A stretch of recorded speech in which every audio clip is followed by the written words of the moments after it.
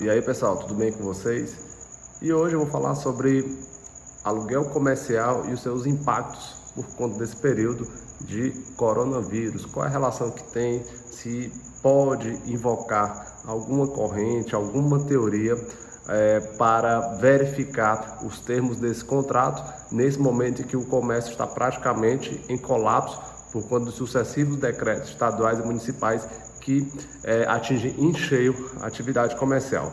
Primeiramente, a gente tem que informar que o empreendimento, o negócio, ele tem um elemento que é o risco do negócio, que é uma característica própria dele, que é uma incerteza frente aos dados objetivos. Quando você vai abrir um empreendimento, uma empresa que seja, você vai analisar e confrontar projeções de mercado, vai confrontar o seu público-alvo, o seu nicho, o seu produto, o seu ticket, enfim, são inúmeras variáveis e uma delas é o risco do negócio.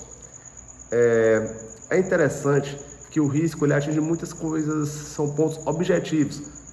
Eu gosto muito de falar daquela frase do famoso Peter Drucker, que ele fala que tudo que é medido pode ser controlado, de forma a minimizar o risco do negócio. Mas, e quando temos um fator surpresa, um fato que não era conhecido, um fato que chega aleatoriamente na vida, atingindo em cheio o negócio, como a pandemia do coronavírus, o Covid-19. E aí, é um caso fortuito, uma força maior, vai atingir meu negócio, vai atingir meu empreendimento? Qual é a possibilidade para essa pessoa que tem um contrato comercial que é atingida por isso?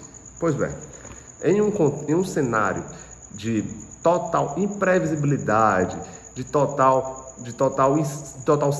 incerteza sobre esse ponto, é importante a gente trazer para esse aspecto a exceção do contrato não cumprido, lá do artigo 476 do Código Civil, que é um mecanismo de boa-fé contratual para que esse contrato consiga ter viabilidade em momento de imprevisibilidade. Além desse ponto, temos também a teoria da imprevisão ou onerosidade excessiva, que garante para ambas as partes um ponto comum de conversação no sentido de assegurar a segurança do contrato.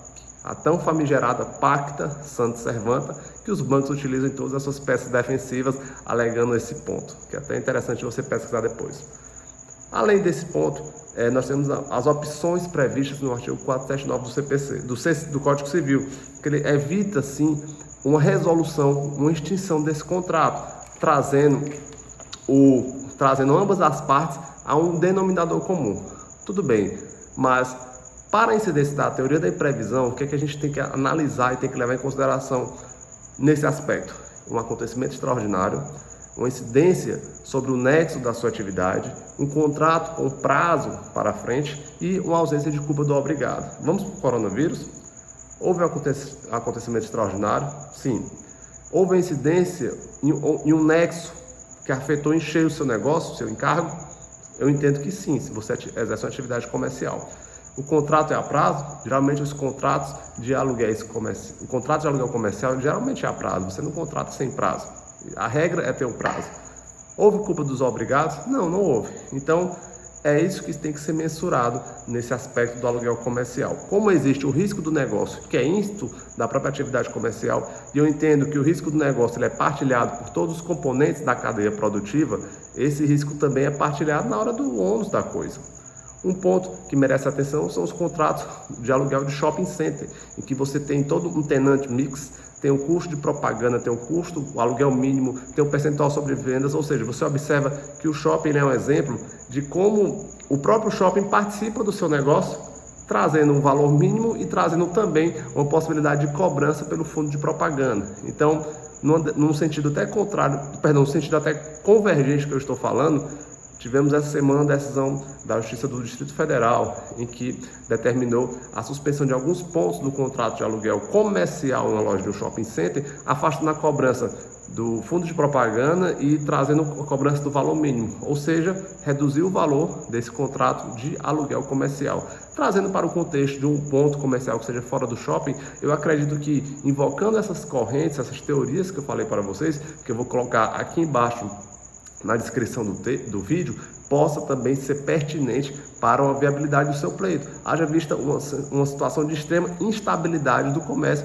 e a incidência da teoria da imprevisão, da teoria da onerosidade excessiva, da exceção de contrato não cumprido e das possibilidades para trazer a boa-fé no cumprimento dos contratos.